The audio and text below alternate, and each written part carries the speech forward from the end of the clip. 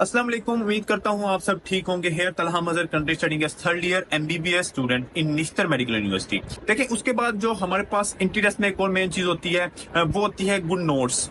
Notes का बेहतरीन तरीके से बनाना, शॉर्ट नोट्स बनाना, उन चीजों को लिखना जो इंटी टेस्ट के लिए अहम है, उन चीजों को एक्सट्रैक्ट करना जो इंटी टेस्ट के लिए अहम नहीं है। देखें, फर्स्ट ऑफ ऑल आपका मेन फोकस होना चाहिए टेक्स्ट बुक्स पे, खासतौर पे बायो के लिए, केमिस्ट्री के लिए, फिजिक्स के लिए, और इंग्लिश में तो आपको पता है कि फिर प्रैक्टिस ही आ जाती है। ठीक है, तो बायो पे तो खासतौर पे आपका फोकस हो टेक्स्ट बुक पे, लेकिन केमिस्ट्री, फिजिक्स और इंग्लिश, इनके लिए आपके पास अच्छे नोट्स होना बहुत जरूरी है। बायो के नोट्स आप बायो की बुक पे ही बना सकते हैं, ठीक है, और बाकी जो नोट्स हैं उनको आप अलहदा बनाएं। अब देखिए, आपको नोट्स बनाने का तरीका बताता हूँ। देखिए, फर्स्ट ऑफ ऑल ना, आपने जो टीचर आपको पढ़ा रहा है वो आपको नोट्स बता रहा होगा, आपको पॉइंट्स बता रहा होगा, आपके लेक्चर्स डिलीवर कर रहा होगा, तो आपने उसके नोट्स पहले लिखने हैं। ठीक है, उसके बाद आपने खुला खुला बनाना है। ओके, उसके बाद आपने टीचर ने आपको पढ़ा दिया। ओके, उसके बाद उसने आपने प्रैक्टिस की, किसी टेक्स्ट बुक से कहीं से भी प्रैक्टिस की, वहां से आपको एक्स्ट्रा पॉइंट मिला, आपने वो एक्स्ट्रा पॉइंट भी अपने नोट्स में नोट डाउन कर लेना है। ठीक है, उसके बाद दो तीन जगह से प्रैक्टिस की, जहां से प्रैक्टिस की उसके जो एक्स्ट्रा पॉइंट्स नोट डाउन कर ले। उसके बाद अगले दिन आप टेस्ट देने गए। ठीक है, टेस्ट दिया, आपके एमसीक्यूज गलत हुए, 10 एमसीक्यूज गलत हुए,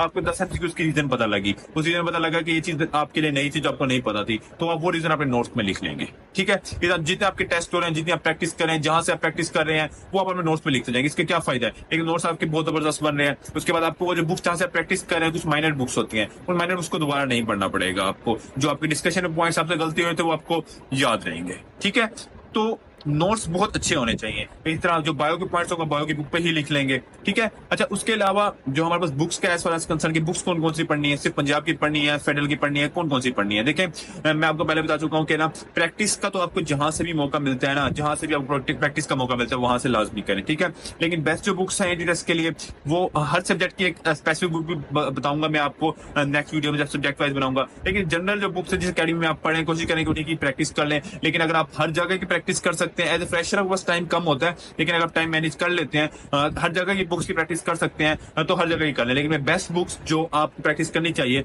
वो मैं आपको सब्जेक्ट वाइज में ही बताऊंगा। ठीक है, तो ऐसी बुक्स आपने लाजमी पढ़नी है। ओके, अच्छा, लेकिन ऐसी बुक्स ट्राई करें, आपको एग्जाम्पल दूं कि ऐसी बुक्स आपने ट्राई करनी है जहां पे आपको सोल्यूशन दिया गया हो, हर एमसीक्यूज का सोल्यूशन दिया गया हो। किस की बुक्स अच्छी है? वैसे स्टेप की भी अच्छी है, ग्रिप की एक बुक है वो भी बहुत अच्छी है, और हर सब्जेक्ट के लिए एक अलग स्पेसिफिक बुक भी है, वो मैं आपको नेक्स्ट ही बताऊंगा।